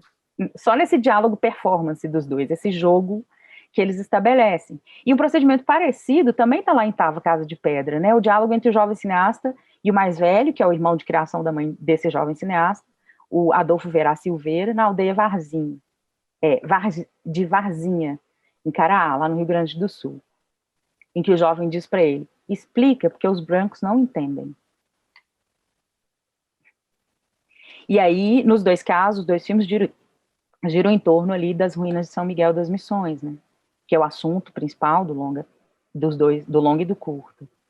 E os dois filmes vão se aproximar disso sem fugir da atenção colonial e da violência colonial que está presente ali. Mas a maneira como esses filmes fazem, assim, eles jogam o tempo inteiro com as pretensões coloniais dos espectadores não indígenas, sobretudo brancos, de totalizar a experiência, ou de enquadrar, ou de compreender plenamente do que os filmes falam, né? Do que se trata. E aí, nessa brincadeira, enfim, o filme tem vários momentos divertidíssimos, assim, em que eles debocham das turistas, etc. Os meninos vão zoando a mulher branca que deu dinheiro. Essa inversão é muito maravilhosa, né? E para, no final, ele apontar, e aí, de novo, nesse sentido do fogo da renovação, mas sem fugir da destruição, aquele diálogo lindo no final, né? Até que ano será que nós vamos existir? Os Imbiá vão existir até os 3.000 anos. Meus netos, aí os meninos falam dos seus netos, assim. E falam que quer nascer de novo. Depois que a gente morre, a gente nasce de novo. E aí nesse filme tá isso, a destruição, o renascimento, a permanência com as imagens, nas imagens. De novo, o cinema como esse fogo, né?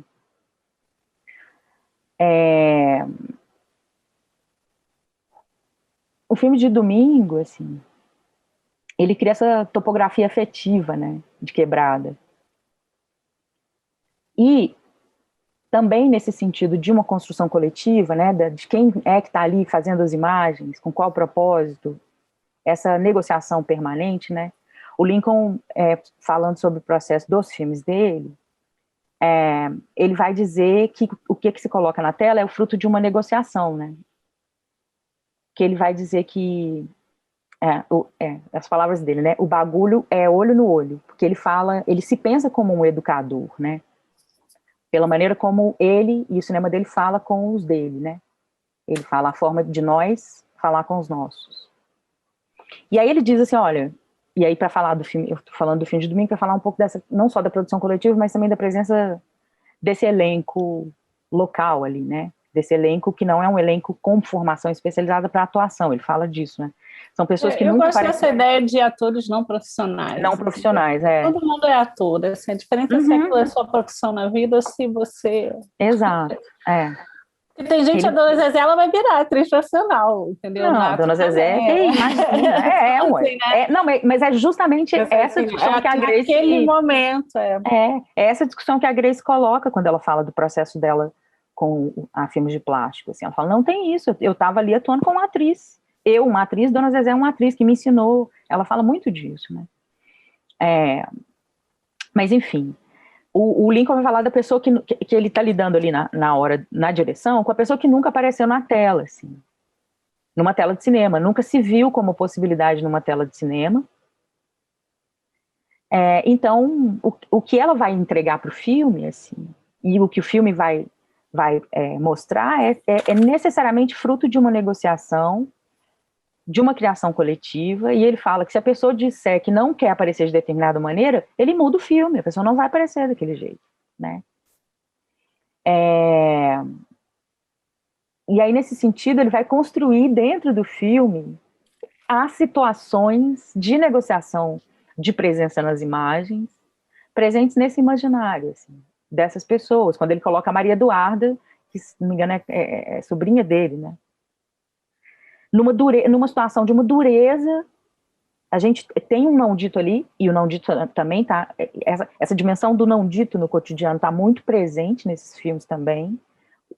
O não dito, que é esse fogo brando, que coloca as coisas prestes a ebulir, né? No caso, são questões diferentes, né? Mas nos dois filmes, no Ela Volta na Quinta e no filme de domingo, tem esse não dito ali informando as tensões, e a gente fica sempre esperando que alguma coisa vai eclodir, e também, numa quebra de expectativa da lógica narrativa tradicional, não há um grande desfecho, não há algo extraordinário, não há algo que vai marcar o arco de maneira muito evidente. Mas aí Maria Eduarda é a pessoa que vai compartilhar assim, essa concretude dessa vida que pulsa na sua leveza, apesar da tragédia e do não dito dessa tragédia. Então tem essa dualidade entre mundos, assim. Esse filme é muito fala desde dentro, né, de uma condição periférica, geográfica, econômica, racial, e de uma dualidade entre mundos, quem morre, quem vive, né, quem sai, quem fica. Mas essa dualidade acaba que se dilui numa poesia, assim, dessas modulações criadas com a Maria Eduarda no convívio, num dia de convívio, num dia de partilha, num dia de sonho, num dia possível, assim, de vida possível. Então é um filme que fala de tragédia, mas fala de possibilidade de vida também, né? De novo, a cauterização.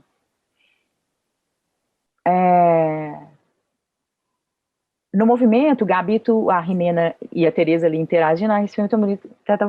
Enfim, eu choro com todos esses filmes. Vou ficar aqui segurando a onda porque eu começo a chorar sobre esse filme.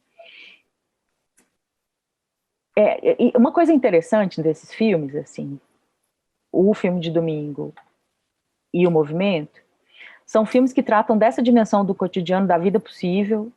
O Gabito fala, as contas estão pagas, estamos comendo, isso que importa.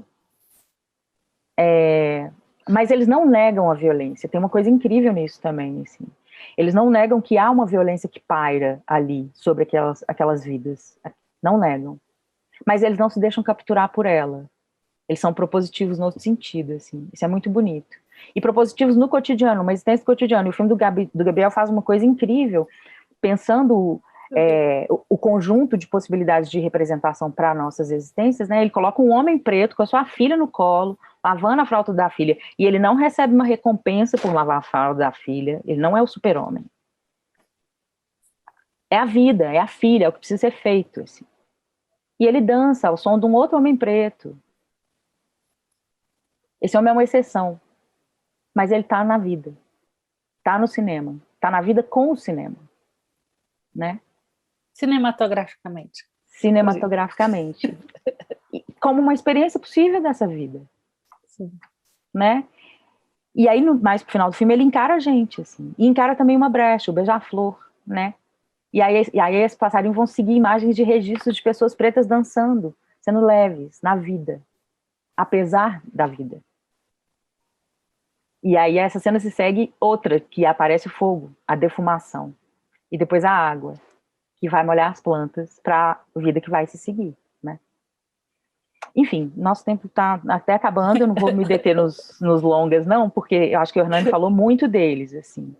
E eu também já antecipei algumas coisas deles aqui nessa fala do fogo e da água. Mas só queria, assim, uma coisa comum entre os longas, né, para dizer de um aspecto, que tem a ver com o cotidiano, tem a ver com essa reiteração, né? A reiteração, mas a reiteração de quê, né? No caso do Arábia, me parece ali nos diálogos da sozinhez, né? Dessa opressão capitalista, essa sozinhez, desse individualismo que esse filme organiza, e a partir dessa sozinhez de todos, assim, ele cria, e aí pensando numa cosmopoética contra-hegemônica para poder olhar para esse filme, assim, pensando numa uma espiral de um tempo, assim, que não é esse tempo de agora, é o tempo de sempre que o capitalismo instaura. O Cristiano é um sujeito que vive a partir, a gente tem acesso à vida do Cristiano a partir da vida do André, que é o adolescente que acha o caderno dele. Então quem que é esse Cristiano? É o Cristiano imaginado pelo André. O Cristiano é o futuro do André? O Cristiano é o André? Nesse sentido de o que é esse sujeito nesse mundo capitalista que oprime esse sujeito? Então a gente vive essa temporalidade espiralar, né? Assim, esse filme coloca isso muito pra gente.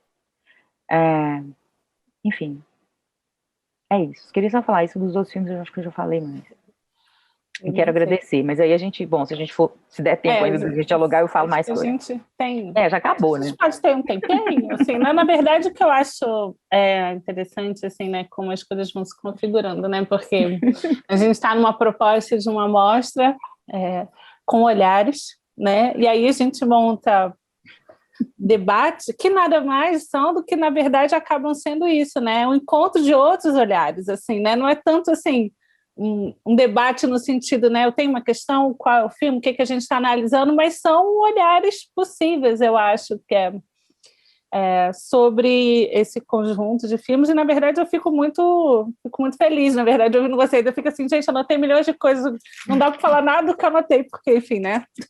Senão, quem é que vai assistir? Conseguimos só 20 minutos, se a gente conseguir. Mas, enfim, tem várias coisas, assim, né, que, enfim, agradeço demais, assim, os olhares, né, para seguir aqui na imagem, que vocês trazem. E eu acho que é isso, né? Eu acho que também essa dimensão dos olhares, das perspectivas, não é sobre qual é a perspectiva, né? A melhor, ou a ideal, ou a que mais diálogo. São caminhos possíveis, e eu fico feliz de ver que tem momentos que esses olhares se cruzam e tem outros que não, a gente vai para outros lugares, né? Eu acho que talvez um dos pontos que é legal é possível, na verdade, a gente voltar, acho que é um momento quando o Hernani fala traz essa reflexão sobre o cotidiano, e eu acho que essa é uma reflexão que talvez seja interessante resgatar, né? Essa dimensão, porque parece um certo paradoxo, né? Que é essa coisa do cotidiano universal, cotidiano como uma possibilidade de ligação das coisas, né? Sem resvalar na universalidade, que eu acho que é esse, para mim, na minha cabeça, né? Vendo os filmes, porque abre uma outra chave, assim, um outro caminho para mim de epistemológico mesmo, no sentido amplo da palavra, porque não é propriamente um caminho racional de entendimento. Porque eu me conecto a várias experiências, né? Você falou lá Tati falou da coisa, né, do caminho com o Mário, que aí já é outra língua, que é outra coisa, mas eu me conecto àquele cotidiano por outras coisas, seja pela piada, pela jocosidade, pela alegria, pelas brincadeiras de infância, pelo o deslocamento rápido que a infância produz, porque eles brincam no campo, eles correm de bicicleta e eles jogam videogame, e eles ouvem Racionais, e eles fazem tudo isso, e tudo isso acontece junto. Então, quer dizer, eu, como criança, eu não partilhei talvez nada daquilo, não daquela maneira, mas por isso quando eu falei, né, no começo, o cotidiano como um fluxo, talvez, assim, como uma possibilidade de uma fluidez, e eu acho que traz, assim, do ponto de vista, acho que a Tati aponta uma coisa interessante, um certo desafio. Tem um momento, né, no texto que eu falo isso, né, porque eu falo exatamente, porque cotidiano é uma coisa que todo mundo tem, mas, ao mesmo tempo, qual é o cotidiano que a gente vê no cinema? Esse deslocamento, né, de você sair da sua vida para ir para o cinema, e o cinema ser esse lugar, né, de um certo desbunde, de descolamento da realidade, é porque você também exauriu, você, esse espectador em particular, de ver o seu cotidiano no cinema. Ver o cotidiano do cinema para uma certa plateia, talvez hegemônica do cinema, é normal, então você não quer ver aquilo. Mas tem um público que nunca se viu no cinema, no cotidiano. Se vê dentro de certos estereótipos, de certas caixas, se vê sempre lutando, se vê sempre, né, superando, sempre dentro de uma narrativa que vai ter um momento onde aquilo vai acontecer, né? Mas, assim, só sendo, sem grandes, né?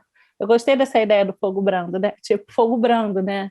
Não é que a panela de pressão da Dona Zezé. As coisas, elas acontecem, mas, assim, eu acho que essa quebra, né, é uma possibilidade, né?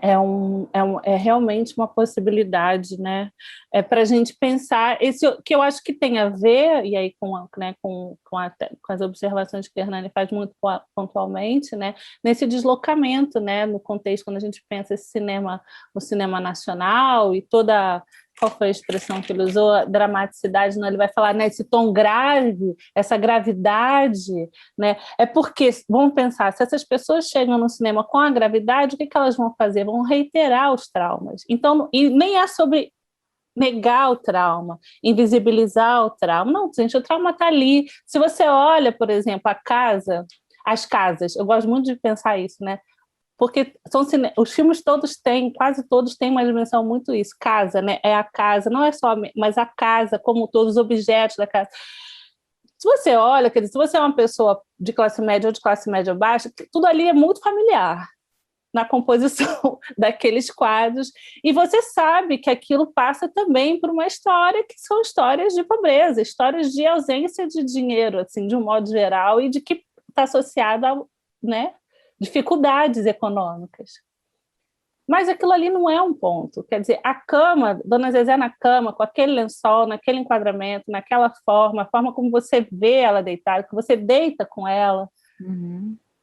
E é tudo muito simples, né? E aí eu estava lendo um texto, enfim, né? Dessas milhões de coisas que você começa a estudar porque você tem que escrever uma coisa. A Tati, foi até numa conversa com a Tati que ela falou de um texto do Didi Uberman, né? Devolver uma imagem. E ele começa o texto, né? Que é um texto sobre, enfim, né? Sobre o farol, que é uma outra coisa, uma outra conversa, mas ele fala assim, né? As questões mais ingênuas escondem muito frequentemente todos os seus recursos para provar a real complexidade das coisas. Sabe? Então, eu acho que, assim, em nenhum sentido o cotidiano ele é uma simplificação, ele é o contrário disso. Né? Enfim, aí estou falando assim, só de coisas que foram meio que assim, eu poderia falar milhões de outras coisas, porque realmente foram mais 10 páginas de notas, né, que eu tomei enquanto vocês falavam, né?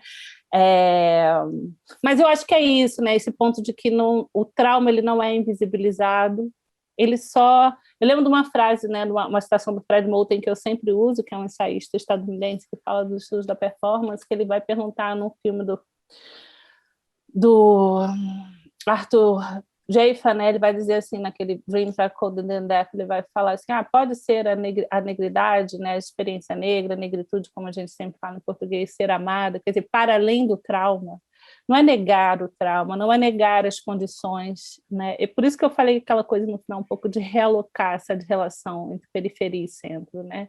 E aí periferia com todas as aspas e todas os matizes que a Tatiana trouxe, né? Eu acho que passa por isso. E isso, para mim, é um gesto... são gestos nesse sentido revolucionários, né? É um cara que é um trabalhador pobre que pode ser escritor das suas memórias, entende? Assim, né?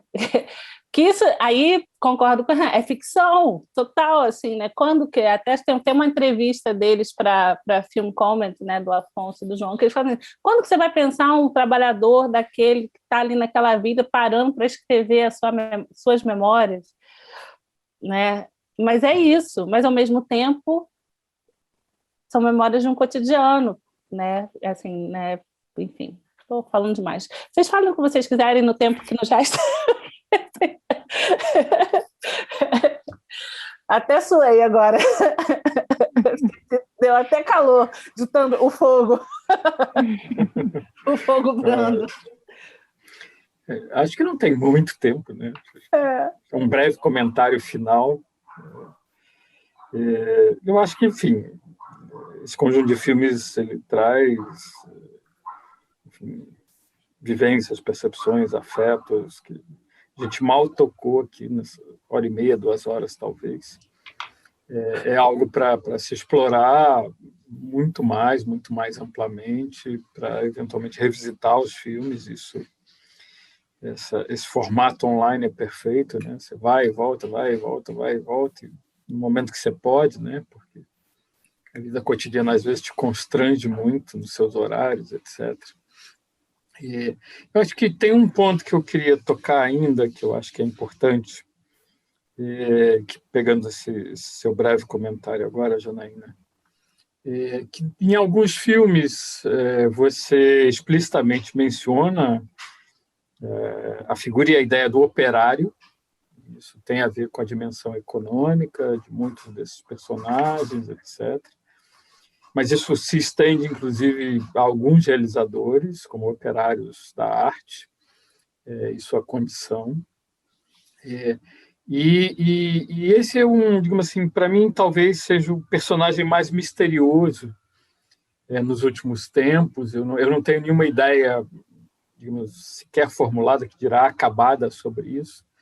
Mas, por exemplo, quando eu vi o Arábia a primeira vez, eu fiquei muito impactado, né, porque eu achei um filme que, no fundo, falava de um personagem que saía de cena. Né? Que, na verdade, não é isso. Ele está se transmutando aí por conta desse capitalismo trágico que a gente vive. Mas, ainda assim, o operário mais tradicional, vamos dizer, ele eventualmente é até mencionado com muita precisão no Café com Canela. O que seu marido faz? Meu marido é pedreiro e tal, etc. Ou seja, há uma qualificação, não só nesses filmes, em muitos, eu diria dezenas e dezenas de filmes brasileiros dos últimos tempos, que faz questão de ir direto a essa personagem. E essa personagem é tal coisa. E no caso do Arábia, talvez seja o filme que desenvolve isso de uma forma mais fulgurante, mais ampla, mas talvez até acabada, e com um acento eventualmente mais trágico, né? Enfim, a minha sensação foi muito de encerramento mesmo de um ciclo, né? De uma ideia, aquela sequência particular em que se encontra o velho operário que participou das greves do ABC lá nos anos 70. E se a gente fizer a ponte entre aqueles velhos filmes lá naquele momento, aqueles filmes antigos lá naquele momento, e um filme como Peões, do Coutinho, que já é um filme do século XXI, etc., e chegar num filme como a Arábia, a gente vai ver aí que tem uma linhagem e um personagem que eu não sei se eu, particularmente, consigo dar conta aí nesse momento, mas que eu percebo que ele está presente. Tá? Ele quase que pede que haja um conjunto ainda maior de filmes sobre ele, que se de alguma maneira, fabule a sua presença, mais do que a sua condição, a sua presença, e eventualmente, se acerque dele, né? Porque uma outra sensação que eu tenho com o filme do Afonso e do João é que é um filme muito afetuoso em relação a esse personagem, ainda que seja através de um olhar outro, né? De um outro personagem, mas é um filme muito afetuoso. A presença da câmera, de uma câmera às vezes na mão, é muito afetuosa, né? Se vocês quiserem um único exemplo, como se filma os copos nas conversas, os copos de cerveja nas conversas, em alguns desses filmes, né? Seguir literalmente o copo, que pode parecer trivial, mas que, na verdade, é muito, muito afetuoso, é muito, muito bonito. A maneira como você elege esse momento, né? Sem qualquer simbolismo maior por trás, etc. E eu acho que eu queria assinalar essa presença desse personagem em alguns desses filmes. É um personagem maior num filme como Arábia, e dizer que, para mim, digamos assim, alguma coisa que ainda está muito em aberto. Eu acho que é alguma coisa que merece nossa atenção aí pelos próximos tempos. É isso. É muito bom pensar nisso, né? Eu penso, às vezes, na figura do operário e, assim, essa coisa dessa classe trabalhadora em extinção, né? Porque é uma classe em extinção, né? Talvez o Cristiano, ele retrata isso, né? Essa extinção, né, que a gente vive pragmaticamente na vida, que nos últimos 2 anos, é que agora com a última reforma, né, das leis trabalhistas, ou com a extinção delas, se configura, né? Fico pensando daqui a 10 anos, outras gerações, será que elas entendem essas relações? Como é que elas entenderão essas relações? Mas, enfim. Acho que é uma abertura importante essa que você traz, né? Então, Tati, para o seu breve comentário final. Na verdade, quero só agradecer, assim, voltar a esses filmes foi muito intenso nesse momento que a gente está, né? Sobretudo aos longas, assim, muito... Rever esses filmes foi muito difícil e bom ao mesmo tempo. E eu vi Hernani também sobre eles, assim, gostei demais, Hernani, aprendi muito e nesse sentido também dessa localização, né, desses incômodos que a gente sente com esses filmes agora. E óbvio também que esses filmes são muito... alguns deles são também tem essa dimensão de um certo aconchego também, né, não só da perturbação por a gente estar agora nesse momento tão conturbado. Então é isso, queria só agradecer a provocação para pensar. Já esbocei um negócio para escrever sobre esses filmes. Que ótimo! Desse conjunto de filmes, assim, gostei demais da seleção e do que esses filmes colocaram a gente para pensar. Eu que agradeço demais os olhares de vocês enfim, né? E o olhar também, que eu acho que isso está, para mim, de alguma certa forma, impresso nessa perspectiva. Eu gostaria que tivesse, para quem vai assistir de um modo geral, que eu acho que é essa relação afetiva, na verdade. Eu acho que abre ali uma intimidade, eu acho que ele é um caminho de relação pelos afetos, pela intimidade, por outras intimidades, né? Intimidade no sentido da proximidade, né? Eu adoro essa coisa do copo de cerveja também, de seguir o copo de cerveja. Talvez quem não beba não perceba, mas, assim, é um mundo de afetos que está ali sendo, né, proposto e talvez convidado, porque eu acho que é isso. Eu acho que o cotidiano... Eu lembro de e aí vou encerrar aqui, né? O Hernani trouxe o Ozu, né? Mas eu penso sempre muito no Charles Burnett, né? E eu nessa relação de ver o cotidiano e como isso, na verdade, para mim, pessoalmente, Janaína, lá atrás, isso foi também um universo disso, né? De cauterização, para usar uma palavra de Tatiana, né? Assim, de uma outra... Porque não é sem dor, não é livre de dor, mas é também, talvez, cura, não sei. Vou ficar aqui. Então, muitíssimo obrigado. Quem assistiu essa conversa, quem vê os filmes, obrigado, Valente.